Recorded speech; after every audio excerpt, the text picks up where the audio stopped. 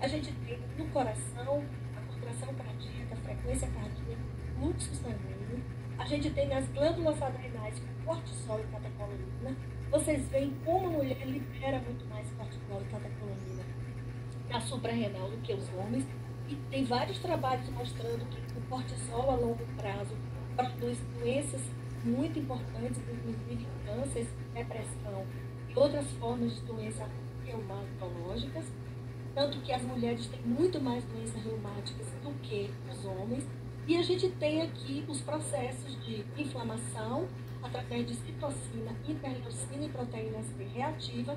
E nos homens a gente tem aqui interconectado uma reação muito menor, levando a ruptura da placa e a alteração do fluxo sanguíneo.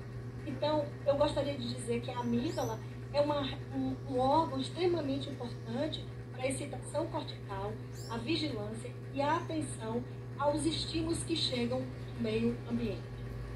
E aqui eu trouxe um dado interessante sobre as amígdalas e suas relações, mostrando que as amígdalas definem sobre o que chega do sensório, através dos pares cranianos, dos sentidos, as saídas hormonais autonômicas e humorais, essa parte das amígdalas, e principalmente a resposta comportamental e emocional.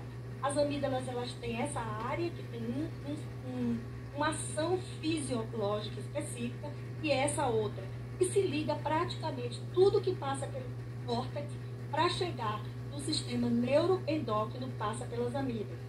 E elas são absolutamente diferentes entre homens e mulheres, seja no tamanho, nos receptores e na sua fisiologia.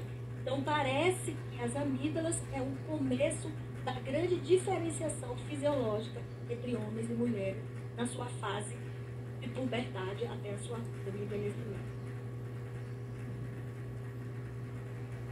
Aqui a gente tem, só para dar uma revisada, e aqui nós temos as amígdalas, que ela faz a ligação todo com o hipotálamo e todo o resto das reações, todas as reações que tem neuroendócrino passa pela amígdala.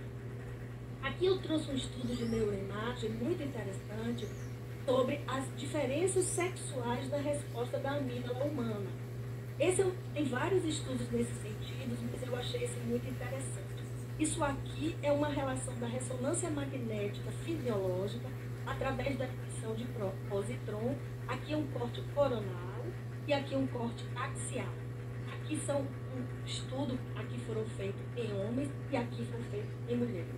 Aqui essas duas bolinhas são as amígdalas, estamos vendo aqui. E o que chama atenção, quanto mais amarelo, mais significativo. Repare como essas amígdalas em homens estão bastante ativadas e nessas mulheres não estão ativadas. O que aconteceu? Qual foi o experimento? Se fez um estudo de visualização de estímulos sexualmente excitantes para os homens e mulheres. Qual foram esses estímulos? Foram fotos eróticas que foram mostradas para um grupo de homens e um grupo de mulheres. Repare como nos homens são ativados e nas mulheres não. Então, a conclusão desse estudo é que a maior ativação dos homens, especificamente mostrando a amígdala bilateral maior, com hiperativação talâmica para homens versus mulheres, mostra mais áreas ativas enquanto visualiza estudos sexualmente importantes para os homens. Para muitas mulheres não houve nenhuma, não diz nada.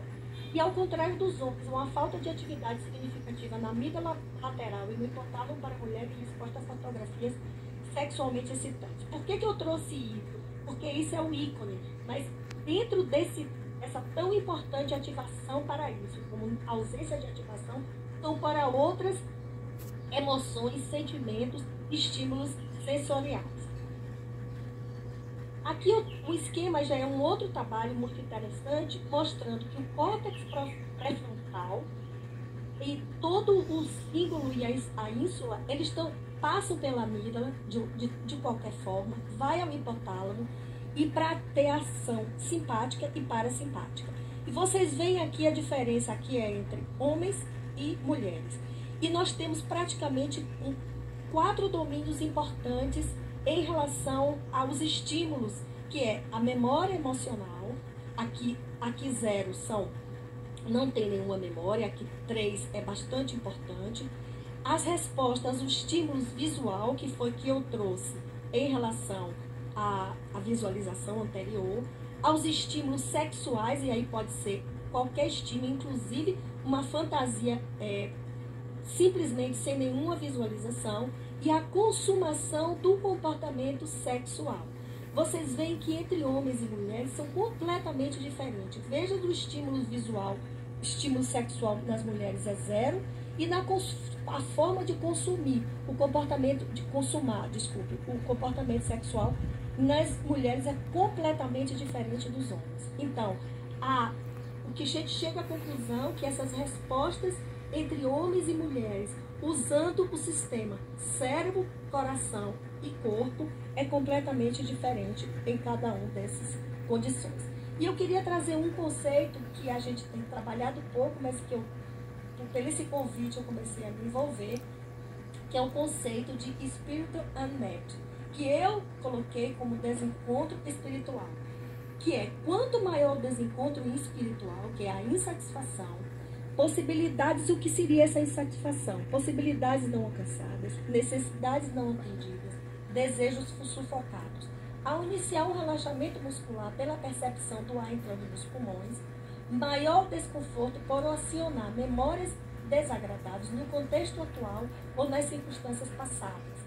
O relaxamento muscular ocorre ao iniciante da meditação e invoca as lembranças inconscientes e às vezes desagradáveis. Isso é o que era tido e a gente não tinha uma comprovação. Um outro detalhe é o síndrome das pernas inquietas. Elas são 3 vezes mais frequentes em mulheres.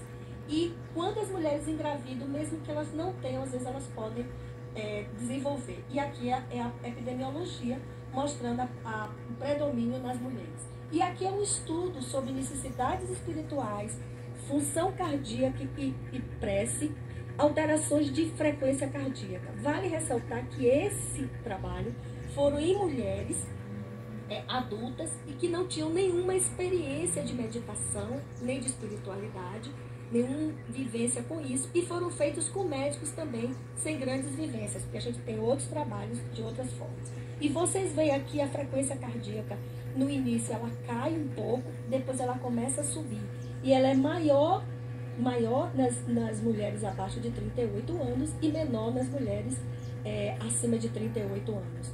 Mostrando que as mulheres mais novas a reação ainda é mais intensa e que para elas que reduzir essa frequência cardíaca, elas precisam ter um treinamento e mais do que isso, estarem com suas necessidades espirituais paulatinamente arrumadas. Então, a intervenção das necessidades espirituais das mulheres e suas relações com variações de frequência cardíaca durante intervenções espirituais respaldam a ideia de que a atividade do coração depende do nível de espiritualidade do seu praticante.